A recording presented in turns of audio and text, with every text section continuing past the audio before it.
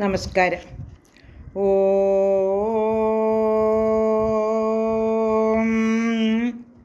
ഓം ഓം.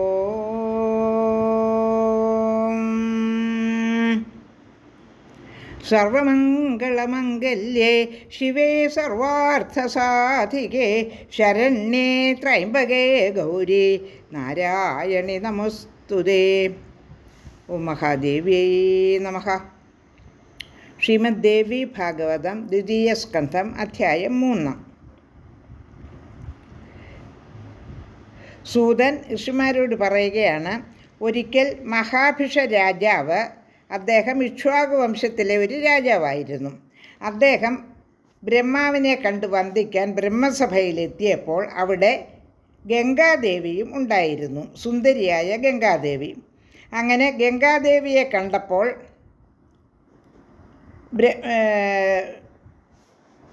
മഹാഭിഷ രാജാവിന് അവളിൽ അനുരാഗം തോന്നി. ഗംഗാദേവിക്ക് തിരിച്ചങ്ങോട്ടും തോന്നി. ഇത് ബ്രഹ്മാവിന് മനസ്സിലായി. അപ്പോൾ ബ്രഹ്മാവ് അവരെ ശപിച്ചു. രണ്ടുപേരും മനുഷ്യലോകത്ത് ജനിച്ചിട്ട് വീണ്ടും ദേവലോകം പ്രാപിക്കുമെന്ന്. രണ്ടുപേരും വളരെ പുണ്യം ചെയ്തവരായതുകൊണ്ട് അവർക്ക് ബ്രഹ്മലോകം പ്രാപിക്കാൻ സാധിക്കുമെന്ന് അവർക്ക് ശാപമോക്ഷവും കൊടുത്തു. അങ്ങനെ ഭൂമിയിലെ ധർമ്മിഷ്ഠരായ രാജാക്കന്മാരുമായി ആലോചിച്ച ശേഷം രാജാവ് പൂർവവംശത്തിൽ പിറന്ന പിതാവായ പ്രദീപനെ ഓർമ്മിച്ചു.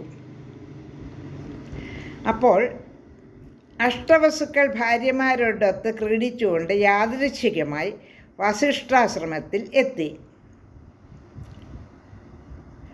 അക്കൂട്ടത്തിൽ ദ്യൗ എന്നു പേരുള്ള വസുവിൻ്റെ ഭാര്യയും ഉണ്ടായിരുന്നു.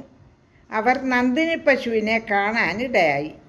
കണ്ടയുടൻ ഈ നല്ല പശു ആരുടേതാണെന്ന് ഭർത്താവിനോട് ചോദിക്കുകയും ചെയ്തു. അപ്പോൾ ദ്വൗ അവളോട് പറഞ്ഞത്, ഇത് വസിഷ്ഠൻ്റെ പശുവാണ്. ഇതിൻ്റെ പാല് കുടിക്കുന്നതാണായാലും പെണ്ണായാലും അവർ 10,000 വർഷം നിത്യയൗവനത്തോടെ ജീവിച്ചിരിക്കുമെന്നാണ്. ഇനി അടുത്ത ശ്ലോകങ്ങളിൽ എന്താണ് പ്രതിപാദ്യമെന്ന് നോക്കാം. ശ്ലോകം 29. ഉഷീനരസ്യ രാജർഷേ പുത്രീ പരമശോഭന തസ്യാ ഹേതോർമഹാഭാഗ സവത്സാം ഗാം പയസ്വിനിം. രാജർഷിയായ ഉഷീനരസിൻ്റെ പുത്രിയായ ഒരു അതിസുന്ദരി, അതാണ് കൂട്ടുകാരി. മഹാശയ, അവൾക്ക് വേണ്ടി കിടാവോടുകൂടിയ ഈ കറവപ്പശുവിനെ നമുക്ക് എടുക്കാം. ശ്ലോകം 30. ആനയ സ്വാശ്രമം ശ്രേഷ്ഠം നന്ദിനീം കാമദാം ശുഭാം യാവദസ്യാപയപ്പിത്വാ സഖീപമ സദൈവഹി. ശ്ലോകം 31. മാനുഷേഷു ഭവേദേക ജരാരോഗവിവർജിത തച്ഛ്രുത്വാ വചനം തസ്യ ദൗർജഹാര ച നന്ദിനിം. ശ്ലോകം 30-31 അർത്ഥം.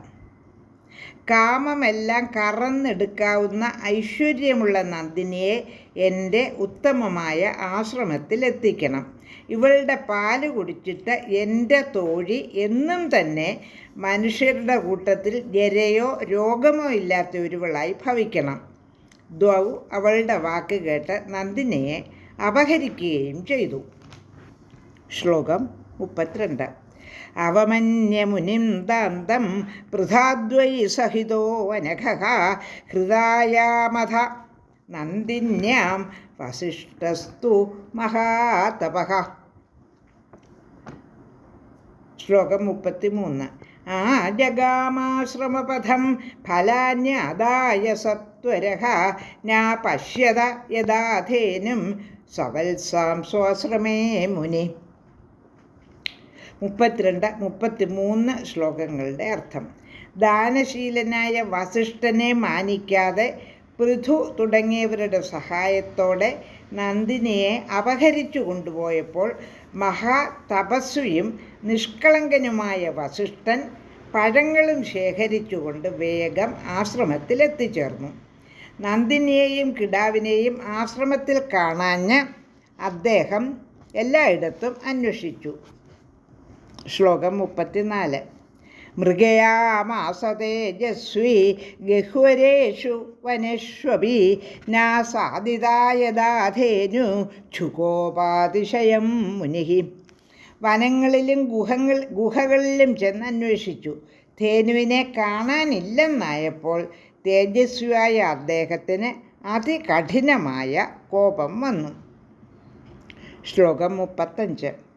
വാരുണിച്ഛാപി വിജ്ഞായ ധ്യാനേന വസുഭിർഹൃതാം വസുഭിർമേ ഹൃദാ ധേനുർ യസ്മാന്മാവം അന്യവൈ. വസുക്കളാണ് ധേനുവിനെ അപഹരിച്ചതെന്ന് മിത്രാവരുണന്മാരുടെ വാരുണി, അതായത് മിത്രാവരുണന്മാരുടെ പുത്രനായിട്ടായിരുന്നു വസിഷ്ഠൻ്റെ 3ാം ജന്മം. അങ്ങനെ വസിഷ്ഠനെ വാരുണി എന്നും വിളിക്കും. ഒന്നുകൂടി അർത്ഥം പറയാം. വസുക്കളാണ് ധേനുവിനെ അപഹരിച്ചതെന്ന് വാരുണി അറിഞ്ഞിട്ട് എന്നെ അപമാനിച്ചുകൊണ്ടെൻ്റെ ധേനുവിനെ അപഹരിച്ചതിനാൽ വസുക്കളെല്ലാം മനുഷ്യജോനിയിൽ ജനിക്കേണ്ടി വരും, സംശയമില്ല. ധർമാത്മാവായ വസിഷ്ഠൻ ഇങ്ങനെ ആ വസുക്കളെ ശപിച്ചു. അപ്പോൾ വസിഷ്ഠന് വാരുണി എന്നും പേരുണ്ട് എന്ന് മനസ്സിലായല്ലോ. ഇപ്പോൾ 36 ശ്ലോകങ്ങളാണ് പാരായണം ചെയ്തത്. ലോകാ സമസ്ത സുഖിനോ ഭവന്തു.